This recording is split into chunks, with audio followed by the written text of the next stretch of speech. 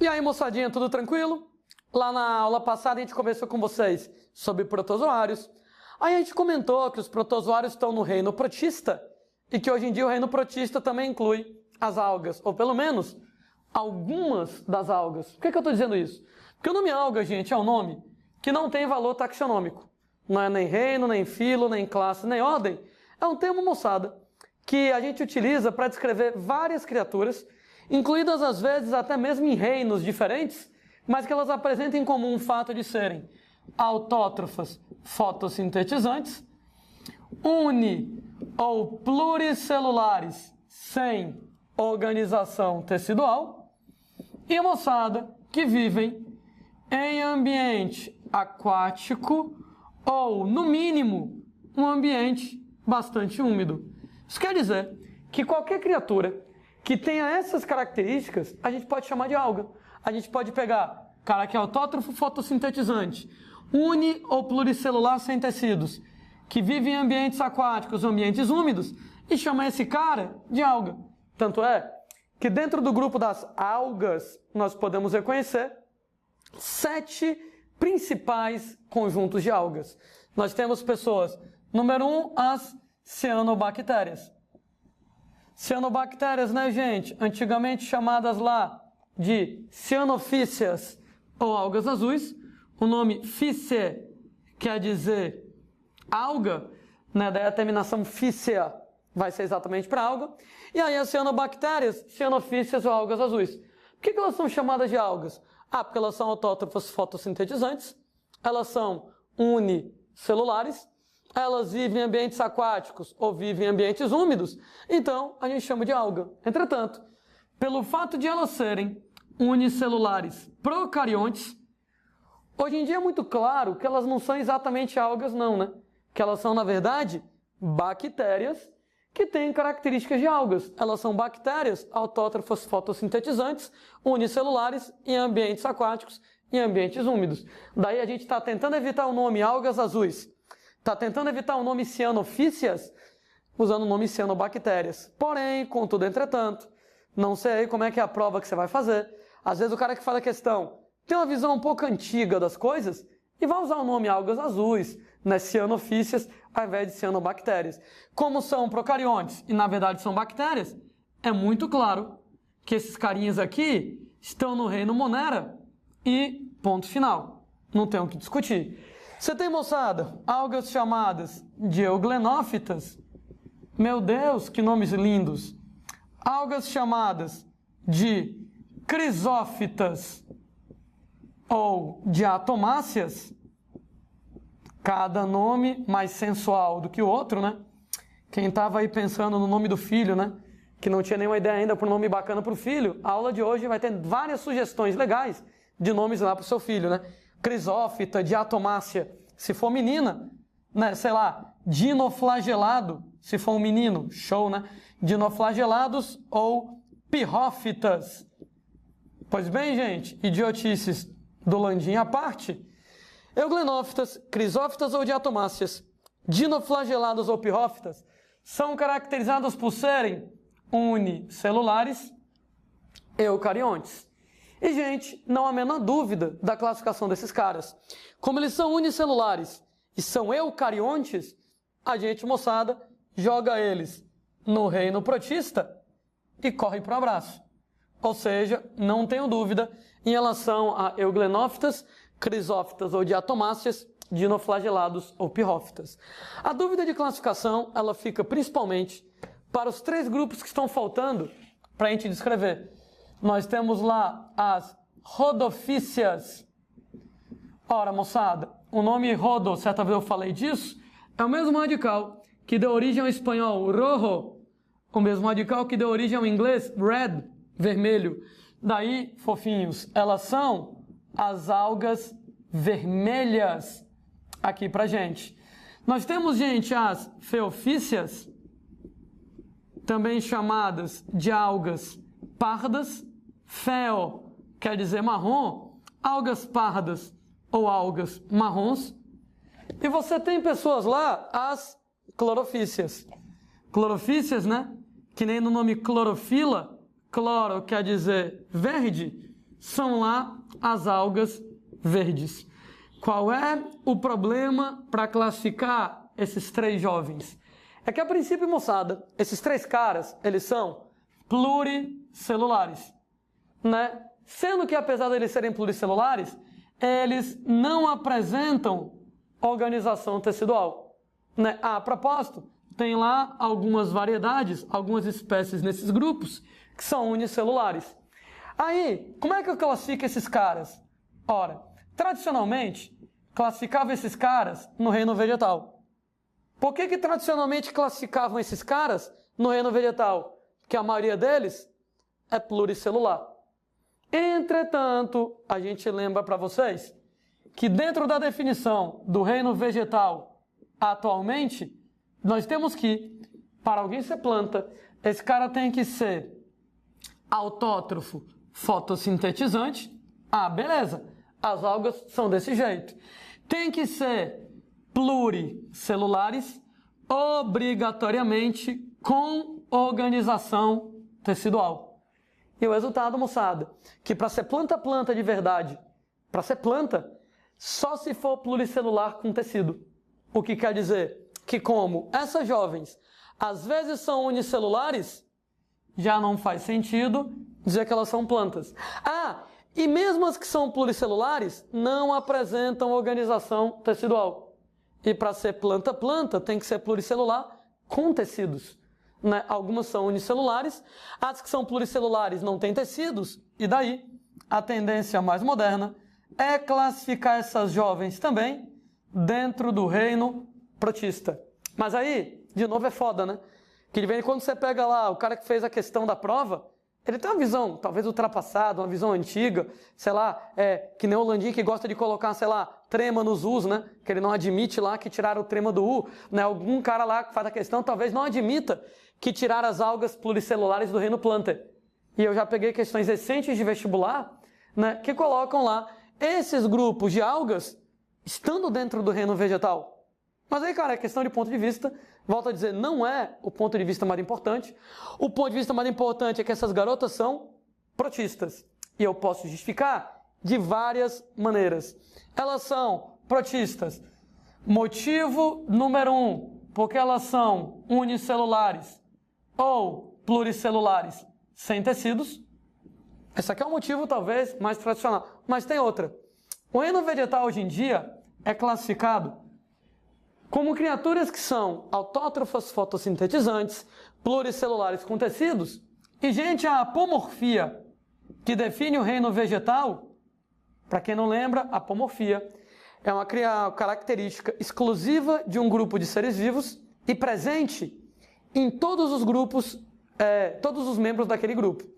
Para dizer que uma característica é uma apomorfia, ela é exclusiva de um grupo de seres vivos e ela é comum a todos os membros do grupo.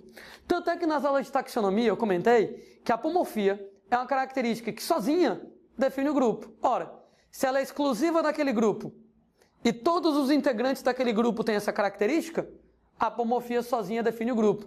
E a apomorfia dos indivíduos do reino vegetal é exatamente a existência de um embrião maciço, de nutrição matrotrófica.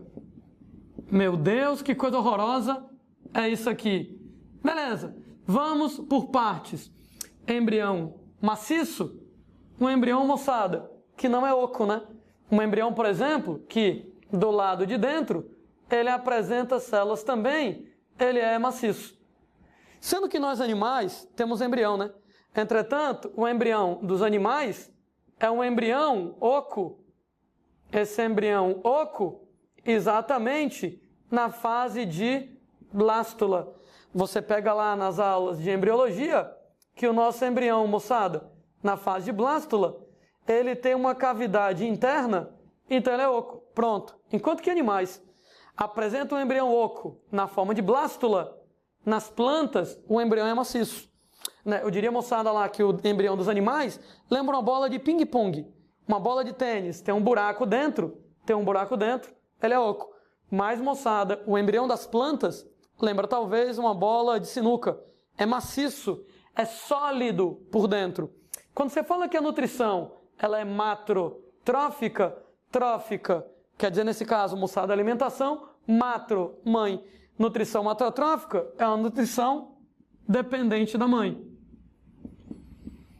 Ou seja, pessoas, eu sei que plantas são autótrofas fotossintetizantes, mas o embrião das plantas, ele tem uma nutrição que depende da mãe dele. A mãe dele tem que fornecer nutrientes para ele poder se desenvolver. Essa característica, embrião maciço de nutrição matrotrófica, ela é encontrada em todas as plantas e ela é encontrada somente nas plantas. Somente plantas têm um embrião maciço, nos animais o embrião é oco. Todas as plantas têm embrião maciço, daí hoje em dia, a característica que melhor define uma planta não é ser autótrofa fotossintetizante. Algas podem ser assim. Não é ser pluricelulares com tecidos. Alguns animais são desse jeito.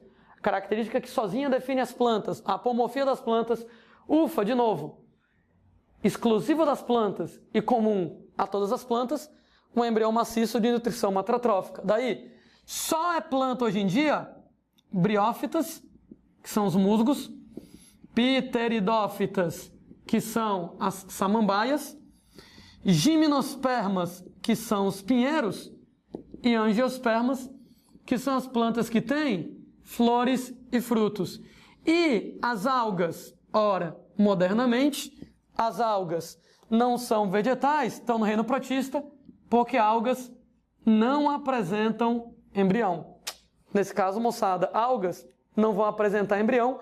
Não vou nem dizer que elas não têm embrião maciço de nutrição matrotrófica. Eu vou ser muito mais simples. A alga não tem embrião e ponto final. Se elas não têm embrião, elas não podem ser consideradas plantas. Nas aulas sobre classificação dos seres vivos, eu comentei que o principal critério para classificar os seres vivos hoje é exatamente o parentesco evolutivo. Não é a forma, não é a função, não é nada disso. É questão de parentesco evolutivo. Outro critério, moçada, para você dizer que as algas não deveriam ser vegetais, e sim protistas, é que nós temos que as algas vermelhas, rodofícias, cadê tu? Rodofícias, as algas vermelhas, e as algas pardas, feofícias, não são parentes próximas das plantas. Elas não são parentes próximas dos vegetais. Ou seja, se você tem que o principal critério para classificar os seres vivos é exatamente o parentesco evolutivo, não faz sentido você colocar algas vermelhas odofícias e algas pardas feofícias no reino vegetal, porque elas não são próximas das plantas.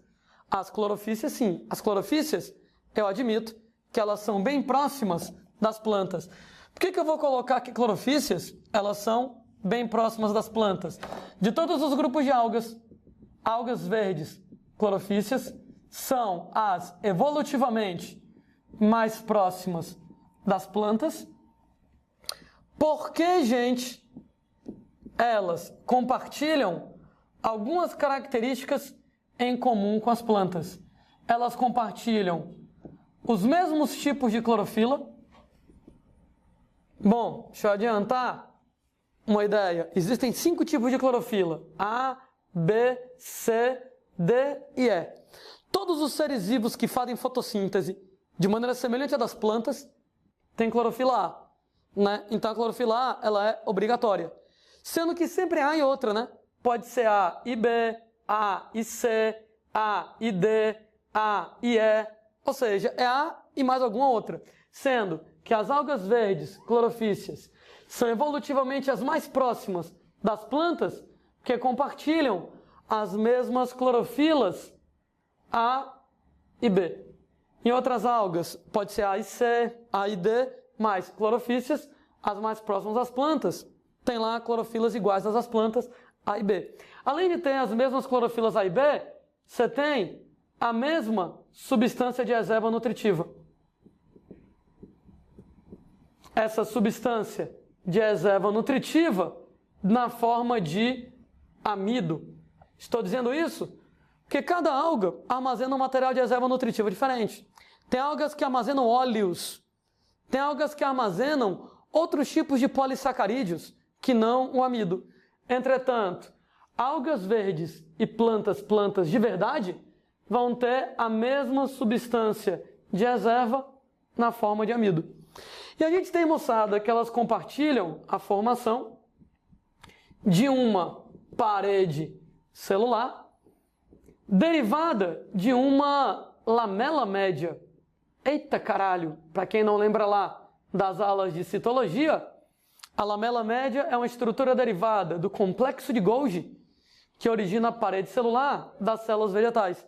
Pois bem, formação de parede celular derivada de lamela média acontece em clorofícias e acontece em plantas terrestres. Daí, os únicos grupos de seres vivos que apresentam clorofilas A e B, material de reserva na forma de amido e parede celular derivada de lamela média são as clorofícias e as plantas terrestres.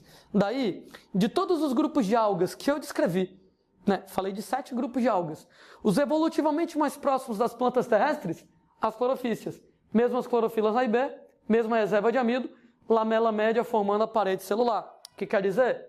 Que do grupo de algas pluricelulares, rodofícias, feofícias, clorofícias, essas aqui, clorofícias, são próximas das plantas, são sim, mas essas duas aqui não são, elas são parentes bem mais distantes. As clorofilas são diferentes, o material de reserva é diferente, e a parede celular não se forma a partir de uma lamela média. Então, vários argumentos para eu dizer que as algas não são plantas e sim protistas, Não ter embrião, não ter um parentesco tão próximo com as plantas. Essas algas pluricelulares, elas podem ser chamadas de talófitas. Então, como eu estava dizendo, alguns autores vão colocar talófitas como plantas, não é a visão da gente atualmente, por esses motivos que eu descrevi. Mesmo as talófitas serão incluídas atualmente dentro do reino vegetal. Dos grupos de talófitas, o mais próximo das plantas terrestres, clorofícias, mas não é planta. Porque planta, tem que ter tecidos, e elas podem ser unicelulares ou pluricelulares sem tecidos. Plantas têm que ter embrião maciço de nutrição macrotrófica. E, moçada, as algas verdes não têm embrião.